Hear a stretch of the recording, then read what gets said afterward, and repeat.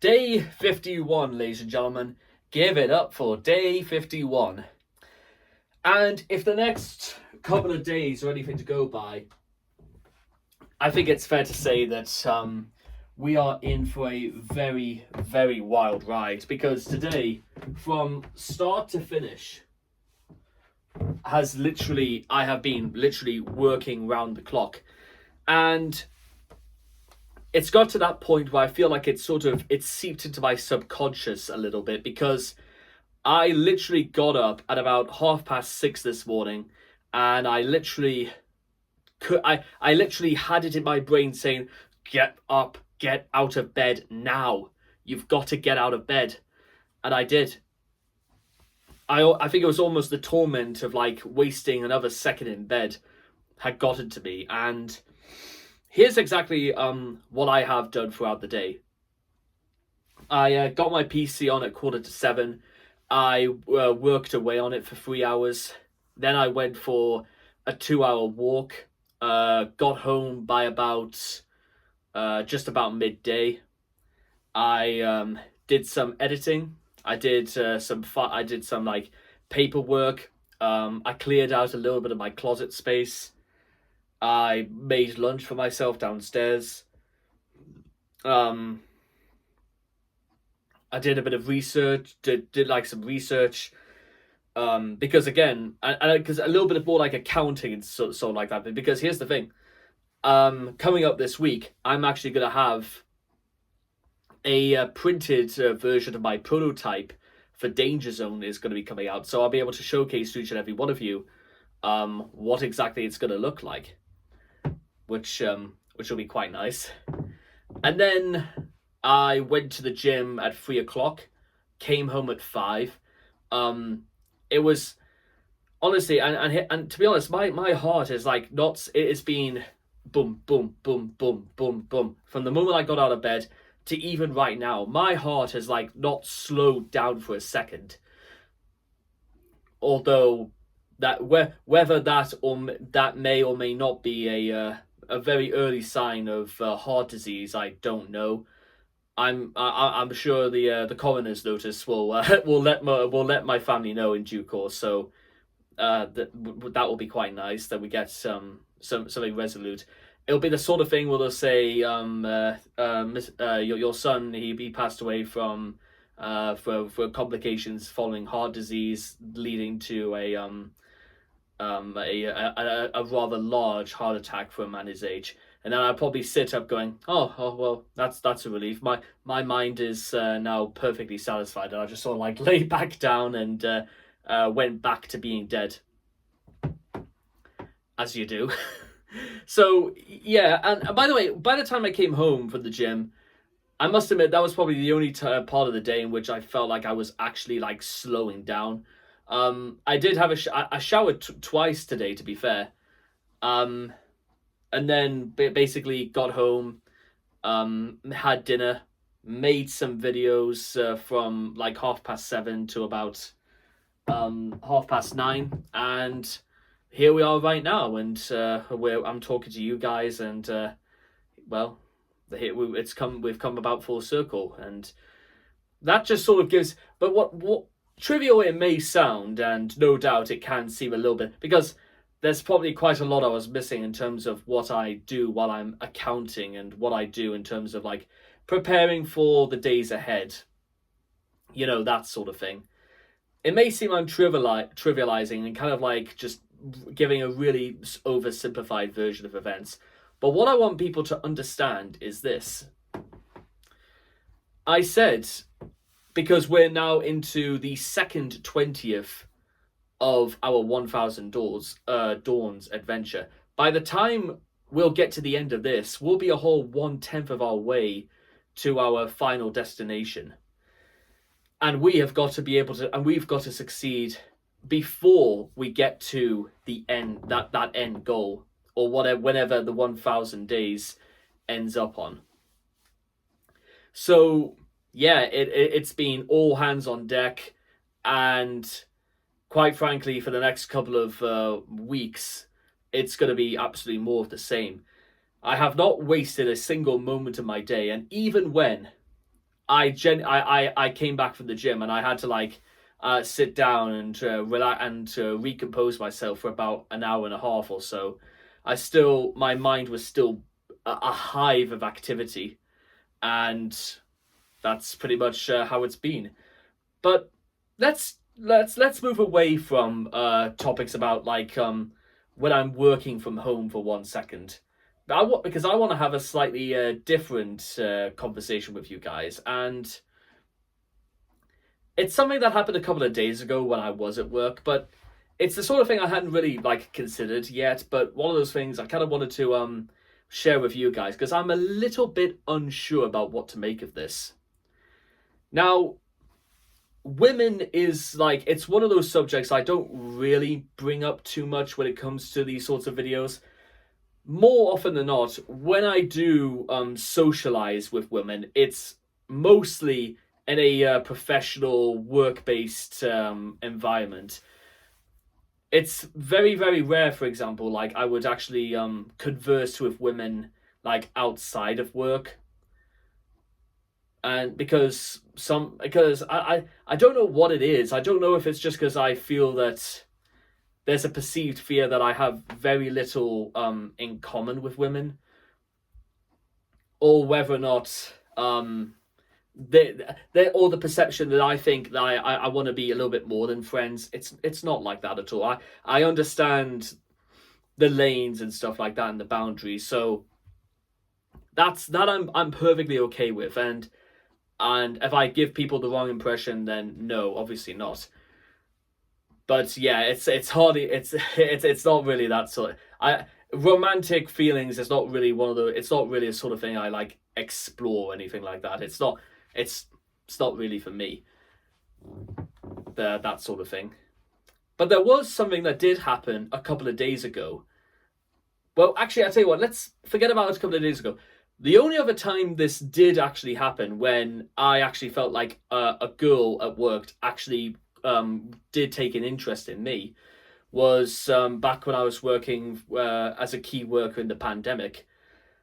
But she was only really, it was unknown exactly. She like suffered with like back problems, and I don't exactly know what caused it, but unfortunately it meant that she wasn't particularly like the most available, sometimes at work. And she was only really around for about like 3 months or so, like that. But either way, when sometimes people give you a look, it's the sort of thing where they kind of want, they kind of, the only way I could describe it is like this. It's like they can't, you are caught in their eye line, and then all of a sudden they can't not keep their eyes on you. It was kind of a bit like that with this one girl, but again, we were just friends, and that's kind of it. But it was one of those occasions where she seemed like genuinely interested to know more, or seemed that I had something about me, whatever it was, that she was kind of intrigued by. It's a rare moment, don't get me wrong. And the only other time outside of this was when one of my superiors, a very thin, very short woman whose her hair was probably longer than she was in many ways. Even she, like, and I was only about like 3 months on the job, and she gave us a very, very interesting look. And she said to me very shortly afterwards, I don't know what it is, but there's something very, very unique about you, and I can't really put my finger on it. And she kind of like wanted to like she tried to like squint her eyes and try and look at me harder, and she tried to sort of like deduce almost try to deduce like right there and then what it was. She didn't find out what it was, and to be honest, it wasn't really brought up in conversation again after that. But it's kind of strange that somebody would actually admit that actually for whatever reason there's something about me that has caught people's attention. Because something very similar to that actually happened a couple of days ago. So now we get up to speed. So it was about 2 o'clock in the morning, and it was like my last break before I would do my last stint on the floor before heading off at about 4 o'clock in the morning. And I remember literally just going to take a sit, and then she would say, "Hi, Jim." But it was in that kind of very pleasant, but it was in one of those ways where actually you can't really, I couldn't really believe if anybody had ever talked to me like that in that sort of tone before. And the only other example I can think of is probably, I don't know, maybe my brother's girlfriend. But then again, she talks like that and is very polite to other people anyway. So guess what? That's just, maybe she was just being polite and courteous, and that's just sort of how it is. But and so maybe it was just her being polite. But what was a little bit, and it's the sort of thing where maybe you could say that's maybe more of a universal thing, just to be, polite towards people in that sort of way. So maybe that's just a bit more like non-specific, and maybe that's like looking too much into it. But then what she said next was the sort of thing that was in. But what she said next was actually quite a lot more specific, and not really the sort of thing that it made me wonder what exactly was she asking me about it. And what she asked was, what did I think of Venezuela? Which, that's the sort of thing that did really, it surprised me, but certainly not at the time. Yes, I did think that's a very, very specific thing to ask somebody. And I often I've even thought to this stage, did she know something about me to suggest that I would know about Venezuela? Because I'm not too sure. I don't know exactly know who else she might have asked about it, but it's. And I don't know. You know what I mean? I don't know. I don't really know what in here I was supposed to think about that. But my mouth was on autopilot, and I described quite a bit about, because I did so happen to know quite a bit about Venezuela, from its history to even recent events, including the Venezuelans defeating the Americans in the World Baseball Series. Yeah, that's the only contribution that baseball has had upon my life beyond playing it on the on Wii Sports, was that the World Series final was on St. Patrick's Day, and the Venezuelans beat the Americans.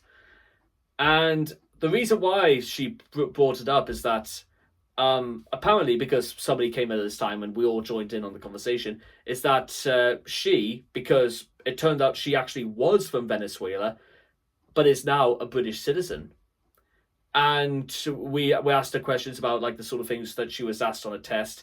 A lot of them included quite a lot of things about like English history, for example. And I'm not exactly what you call an expert, but to be honest, there is an awful lot I do know about the very country I live in. And to be fair, they did ask me to keep going and stuff like that, because, well, I think they were kind of intrigued about my receptive approach to what is quite an encyclopedic sort of detail of British history, from the monarchy to the history of certain counties and stuff like that. I've never had to do a citizenship test before, so I have no idea what they ask on these sorts of tests. But there you are. That would be pretty interesting. So yeah, and I haven't spoken to her since this whole thing, but I must be honest, guys, when I say, was there anything to look for in interactions like this? Because part of me thinks as if maybe she was just being polite, and maybe she just wanted to ask me about Venezuela for a while, and maybe that's probably it. Maybe up until like any other point in the future, if such a thing happens again, maybe there's something more to it.